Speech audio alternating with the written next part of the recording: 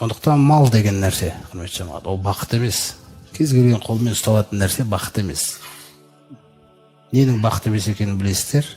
Қолмен ұсталатын нәрсе, мысалы жаңағындай, ол біз іздеген бақыт емес, иман едер. Мал қолмен ұстайсың. Оны бақыт деп айтайын десең, пайғамбарымыз сасып айтады: «Инна Аллаха юхти дуния лиман юхибу ва ман ла юхибу». Алла Тағала бұл дүниені дейді, сүйгеніне де береді, сүймегеніне де береді дейді. Олай болса, ол бақыт бола ма? Ол бақыт бола алмайды.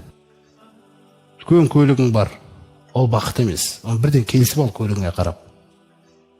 Көлігіңізге қараңыз дейді, ол бақыт емес дейді. Бұны біл. Сол кезде онымен мәмілең өзгере бастайды ана көлікпен. Басқаша боласыз бастайсың, бұрынғыдай болмайсың. Балаларың отырады. Оны да бақыт деп ойлап қалма. Тура жолды ұстау керек әлі. Намаз қалай болып отыр? Сіз жоқ жерде не істеп жүр? Көрдіңіз ба, емтихан қандай нәрселер. Сондықтан бақыт деген нәрсе, ол Алланың разылығы. Мысалы, бүгінгі түніміз, мысалы айтайық, жатар кезіңізде өзімізге қарасақ, егер бүгін Алла разы болса сізден, Алланың білімінде, біз білмейміз ғой оны. Егер Алланың білімінде Алла разы болса сізден, сіз бақыттысыз. Бақыт деген осы. Ал шындап келген кездегі бақыттың ең шынайы көрінісі ол өлім періштесімен кездесетін күні болады.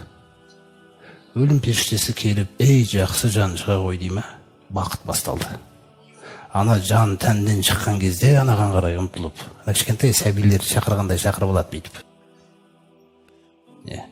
Мен сол кезде, ей жақсы жан шыға ғой дей ма, міне бақыт. Оған дейін күллі жердің бетіндегі адамзат жабылып жақсы баға берсе, ол сізге берілген Алланың бағасы емес.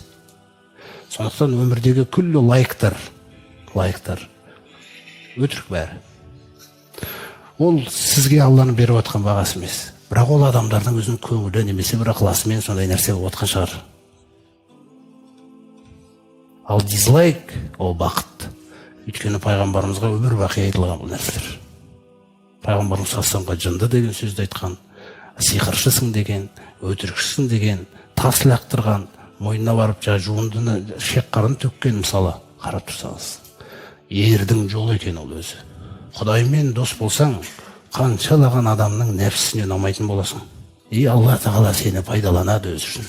Енді сізге артқа жол жоқ. Ол сені пайдаланады, оның махаббаты солай. Ол сүйген адамға гүл төселмейді. Ол сүйген адамның, міне, уайымы қандай. Еңіреген ер, кешегі Нұхтың атын, Нұхтың өзінің мағынасын сұрайтын болсаң, еңіреген ер деген сөз, Нұх деген сөз. Нұх пайғамбар.